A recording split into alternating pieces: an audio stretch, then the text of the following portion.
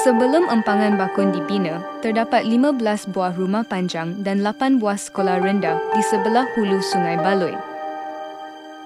Pada tahun 1998, lebih kurang 10,000 penghuni telah dipindahkan ke hilir empangan yang terletak di antara Sungai Asap dan Sungai Koyan. Hanya ada 2 buah sekolah rendah di kawasan ini dan masalah keciciran murid-murid sekolah semakin menular.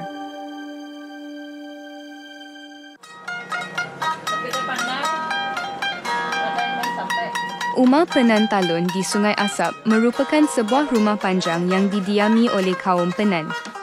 Rumah ini ada 20 unit, 46 keluarga dan 318 penghuni. Ramai daripada budak Penan di sini tidak pergi ke sekolah. Ya, awak sekolah. Macam mana pergi sekolah? Jalan kaki ya? Jalan kaki ke naik kereta? ada jalan kaki, ada naik kereta. Sekarang ada belajar? Ada. Apa nama adik? Helen. Helen. Dulu sudah. Gadis Penan yang menjawab soalan dengan air matanya ini bernama Helen. Ketika Helen berumur 1 tahun, beliau telah mengikut ibu bapanya berpindah dari Hulu Bakun ke sini. Tahun ini, Helen sepatutnya berada di tingkatan 1, tetapi oleh kerana ibu bapanya tidak mampu membayar tambangnya ke sekolah, Helen hanya dapat belajar selama sebulan. Semenjak orang Penan berpindah ke sini, budak-budak Penan terpaksa naik kereta untuk pergi ke sekolah kerana jaraknya yang jauh. Ramai budak tercicir dalam pendidikan kerana ibu bapa mereka tidak mampu untuk membayar tambang.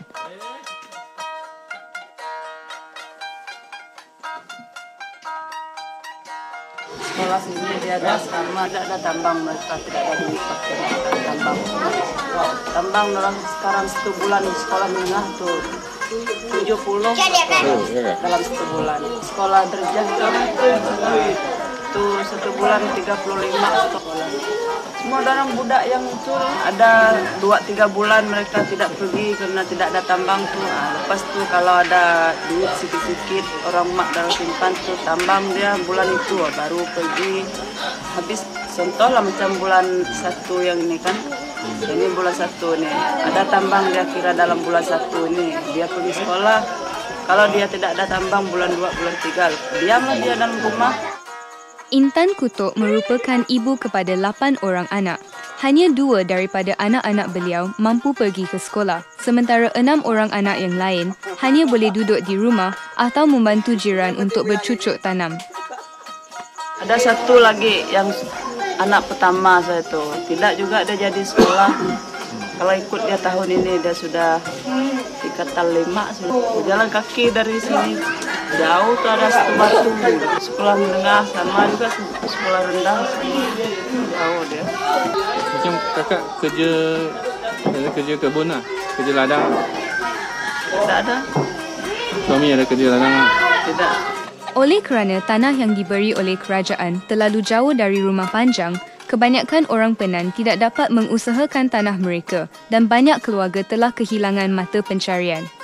Kalau ada orang yang panggil-panggil pergi ikut gaji dalam 1 hari pergi sama orang ladang kekayaan ke contoh ya kan panggil pergi buat lada buat apa dia bagi gaji 15 saja si gaji 1 hari itu 15 ringgit balik petang nanti beli garam beli bicin tidak ada pakai beli beras kalau beli beras tuh tidak dapat ambil garam.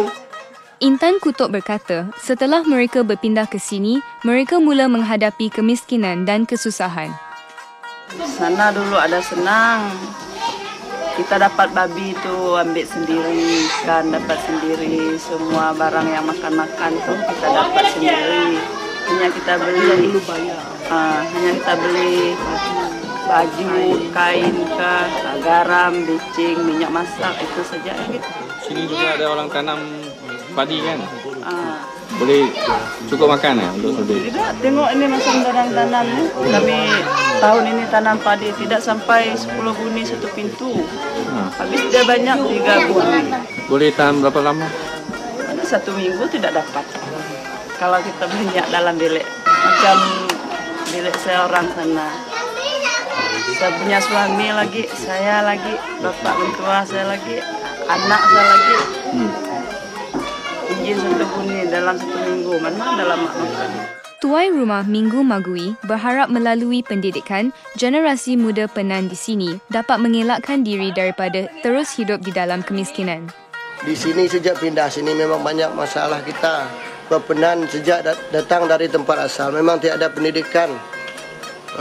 Satu jalan ataupun penyelesaian kepada kemiskinan pasal pendidikan. Sini sekolah ada tapi dia agak jauh sikit. Anak mau sekolah. Tapi kalau tiada pengangkutan untuk bayar kos pengangkutan, budak-budak ini tidak dapat pergi sekolah. Beban untuk membayar tambang telah mengakibatkan masalah keciciran. Bila pelajar Penan ini gagal belajar, di sinilah satu kunci kegagalan hidup masyarakat Penan ini untuk maju seperti mana kaum lain. Minggu Magui selalu menegaskan pentingnya pendidikan kepada masyarakat Penan. Namun begitu, beliau sendiri juga kena menanggung beban bayaran tambang. Di sini anak saya 7 orang, anak saya 5 orang, semua sekolah bertambang semua. Yang 2 orang tu RM70 1 bulan, 1 orang. 2 orang sudah 100 lebih. Yang 3 orang 35 1 orang. 3 orang sudah 670 RM105. Sudah dekat 300.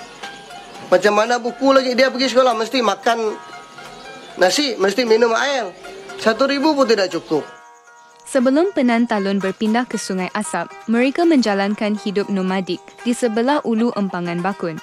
Minggu Magui berkata, di situ terdapat sumber hutan yang kaya dan orang Penan senang mencari rezeki hidup. Setelah mereka berpindah ke sini, kebanyakan orang Penan telah kehilangan hala tujuan kerana kemiskinan. Bila sampai di sini, orang Penan itu memang macam ditikam saja. Dia tidak tahu apa yang dia buat di sini. Kedua, bila sampai di sini, mereka macam kehilangan segalanya. Sebab mereka mau jalan mana tidak dapat, mau cari rotan tidak dapat, cari ikan tidak dapat, cari babi tidak dapat. Sebelum kerajaan memindahkan kaum Penan ke sini, mereka gagal memahami cara hidup orang Penan. Mereka juga tidak meramalkan masalah yang akan menimpa kaum Penan. Kalau patut, sebelum kerajaan itu memindahkan orang Penan, dia mesti tahu apa masalah Penan. Macam mana Penan boleh hidup di sana. Macam mana menjana ke ekonomi orang Penan. Macam mana dapat membantu Penan dari segi pendidikan, dari segi perubatan, dari segi pengangkutan. Ini perlu mereka tahu dulu baru mindahkan kita ke sini. Tuai Rumah Minggu juga kata, semasa kerajaan hendak memindahkan 10,000 penghuni daripada 15 buah rumah panjang, mereka tidak meminta pandangan secara meluas daripada penghuni di Bakun. Ketika tuai rumah diajak berjumpa dengan kerajaan, taklimat itu dijalankan dengan bahasa Inggeris. Uncle saya dulu dia tua, dia tidak pandai cakap bahasa Malaysia. Dia tidak tahu cakap Iban. Lebih-lebih lagi kalau bahasa Inggeris dia tidak tahu. Kerajaan masih sempat untuk memperbaiki keadaan sekiranya mereka sudi membuat demikian.